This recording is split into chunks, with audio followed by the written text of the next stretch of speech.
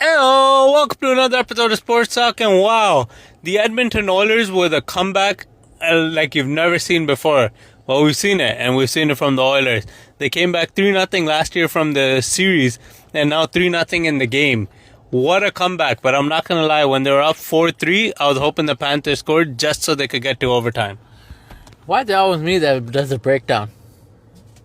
Because you have no excitement, no entertainment in you. Okay, back. You're a statistical nerd. Alright, let's do the breakdown. 3-0 first period.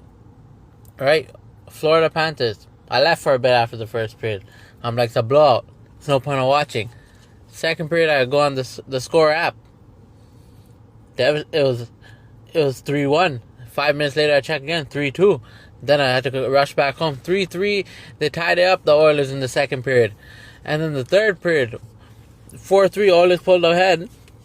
And there were like 20 seconds left. The Panthers scored, tie 4-4.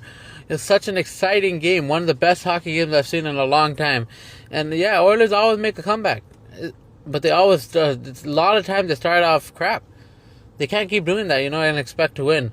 And Leon Draisaitl is 5th overtime winner. He might be the best player on the Edmonton Oilers. I think hold on. I think he might just be the best player on the Edmonton Oilers. And I think the Panthers are lucky that they don't have Zach Hyman.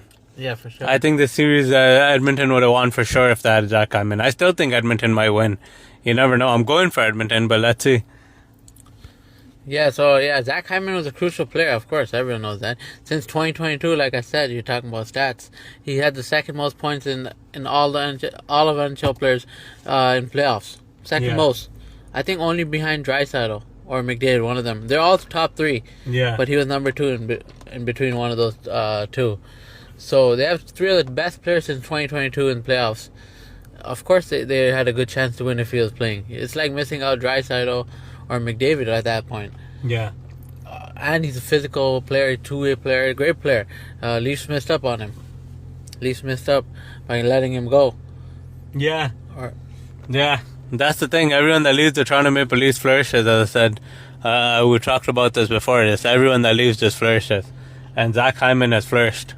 He's flourished without the pressure of the Toronto Maple Leafs fans. But Edmonton has a lot of pressure too. The Oilers fans, really, Edmonton has nothing else going for it. Other than the Oilers. I don't think the Oilers have that much pressure other than McJesus. I think McJesus has all the pressure. Well, it's not like Florida. Apparently, even the Panthers think they have no pressure. The fans don't really of course, care. because no one cares about the Florida Panthers. Florida is not a big hockey state. They got Tampa as well. And the Lightning actually have a lot more. Edmonton, of course, they're huge. They have nothing else. Yeah. They got them and the Eskimos, CFL. Team, And let's be honest, no one other than Canada's watching CFL. Yeah. Even Canadians are watching CFL. But it's a great win. Let's see what happens next. Oilers need to win the next game too, I believe, to have a chance to win this series.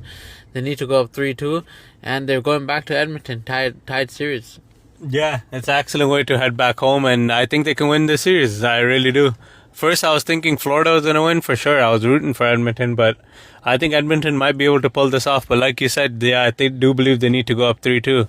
But yeah, it was an exciting game. Great comeback. Love to see games like this. And tune into our next podcast. Thank you for listening.